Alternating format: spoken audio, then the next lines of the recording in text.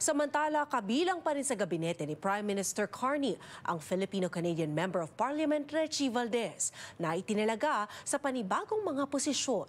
May report si Paula Saraza. Naglingkod bilang Minister of Small Business sa dating administrasyon, naging Chief Government Whip, at ngayon itinalaga bilang Minister of Women and Gender Equality ang natatanging Filipino-Canadian Member of Parliament na si Rechie Valdez sa bagong gabinete ni Prime Minister Mark Carney. I, Rechie Valdez, do solemnly and sincerely promise and swear that I will truly and faithfully, and to the best of my skill and knowledge, execute the powers and trusts reposed in me as Minister of Women and Gender Equality and Secretary of State, Small Business and Tourism. Tulad ng mga nakalipas niyang panunumpa sa Ottawa, naging emosyonal si Valdez sa opisyal na pagtatalaga sa kanya sa panibagong cabinet ng administrasyon ni Carney. Kabilang siya sa 28 ministers at 10 secretaries of state na nanumpa Martes. Bukod sa pagiging cabinet minister, itinalaga rin siyang Secretary of State ng Small Business at Tourism. Isang positibong balita para sa Filipino-Canadian Civic Action Network.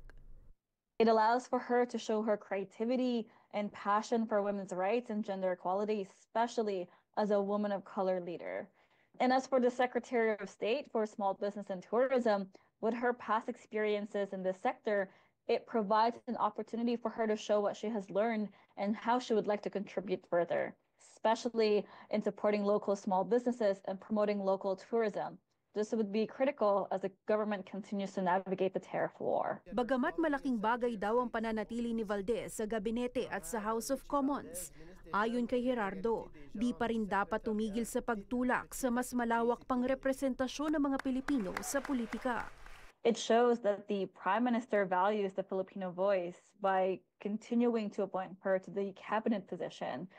However, we're all aware that representation is beyond having a seat at the table. It is about having that meaningful representation to include the diverse voices of the Filipino community, advocate alongside the community, alongside us, by listening and talking to us. Sa bagong gabinete ni Carney, kalahati ang mga kababaihan.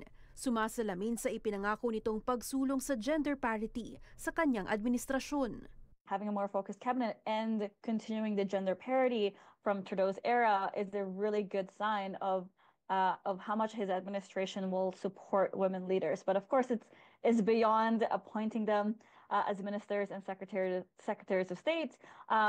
It's ensuring that they have the voice and opportunity to lead in these critical portfolios. Ang kinatawa naman sa Halifax, West Nova Scotia, na dati na ring naglingkod bilang Provincial Immigration Minister, Lena Metledge-Diab, ang napili ni Carney na maging Federal Immigration Minister. With the Prime Minister's new cabinet, it is great to see the diversity of voices from across Canada, from different towns and cities and provinces.